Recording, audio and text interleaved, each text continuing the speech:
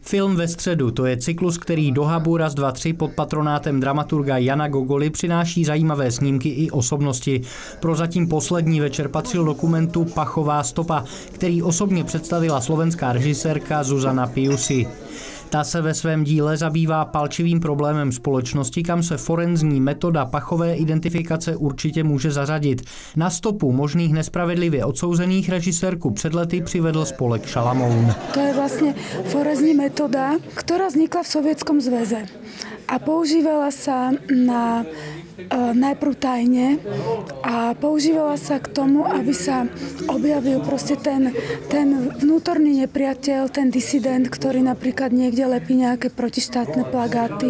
Len problém bol potom, keď sa to po roku 89 otajnila tá metóda a začala sa používať ako dôkaz. Jde sice o nepřímý důkaz, i díky němu ale řada odsouzených stále sedí ve vězení. A to i přesto, že bylo vědecky prokázáno, že pachovou identifikaci nelze pokládat za důvěryhodnou metodu. V ostatních zemích Evropské unie je tato metoda zakázána. Robil sa výskum, ten výskum je vlastne spomínaný aj vo filme.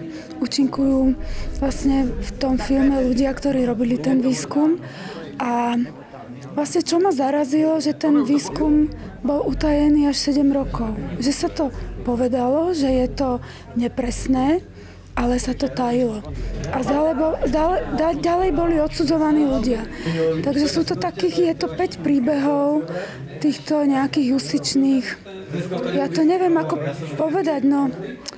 Proste ľudí, ktorí boli odsudení na základě toho dôkazu pachová identifikácia. Na besedu se v průběhu večera dostavili také investigativní novinářky Kristýn Havranová a Adéla Jelínková, které se při své práci setkali s problematikou pachové identifikace, a to v sérii Slopné, kdo je vrah. Tento večer se trochu vymykal běžnému scénáři, byl totiž také součástí studentského 17. listopadu, takže na místě byl k dispozici třeba i speciální listopadový merch. Za tím celým festivalem stojí skupinka studentů, kteří si rádi připomínají právě den 17. listopadu a tu myšlenku toho, že můžou svobodně tvořit nějaký odkaz anebo svobodně vzpomínat na to, že tady můžeme konat takové akce v našem regionu. V rámci festivalu mohli lidé navštívit také divadelní hru Audience od Václava Havla, a to v Café Portál. Na programu bylo i setkání ve skautské klubovně s povídáním o svobodě a fungování organizace. Závěrem festivalu byl pak velký koncert v klubu Mír.